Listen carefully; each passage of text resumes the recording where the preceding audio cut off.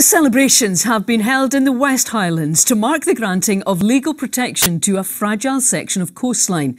The decimation of a huge flame shell reef by a scallop dredger prompted outrage 2 years ago. This weekend, the area will become a permanent marine protected area. Well, Nicola McCally is there for us tonight, and it really is looking beautiful there, Nicola. It certainly is, Andrea, and great celebrations today.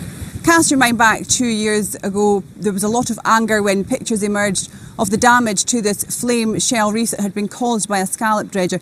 Now, the dredger had actually done nothing illegal because that area was not protected at that point. Well, it will be now as of this weekend. Campaigners are celebrating because they say that is a win not just for the flame shell species but for lots of other types of species too.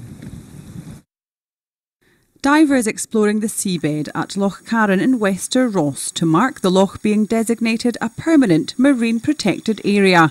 For decades now we have been taking for granted what is under the water, and this is an event which is beginning to take back and bring life back into our inshore waters.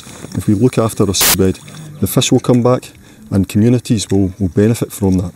The loch is home to the world's largest population of flame shells. 2 years ago, the reef was devastated by a scallop dredger, prompting calls for government action. I think the fact that this became an MPA and that the government response was so quick shows that the government are listening. And we are very, that connection between the government and the people in the West Highlands is really precious. They're certainly listening, certainly responding, and I would expect that to continue. Fishermen say the move will bring huge benefits to the industry. I think the inshore creel fishermen very much support the creation of the MPA network. We appreciate that we need to protect a lot of areas. When the 3 mile limit was removed in the 80s, a lot of areas were opened up for trawling and dredging for the first time. And we've probably lost quite a lot of what would have been, till that point, quite pristine habitats. And I think there's definitely a recognition in the inshore creel fishing sector that there's plenty of areas need protecting.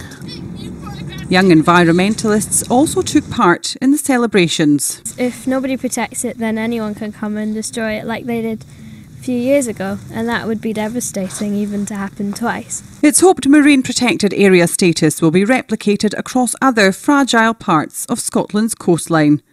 Nicola McCally, STV News. Nicola, what will this mean for scallop dredgers in the area now? Well, effectively it means that they just can't fish in Lochcarron any longer. However, campaigners say that there are still rich pickings for the likes of scallops, maybe about 6 miles further out to sea.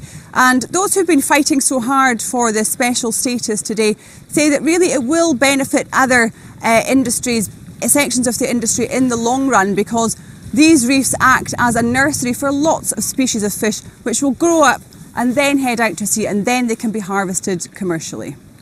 All right, Nicola, thank you very much for joining us this evening.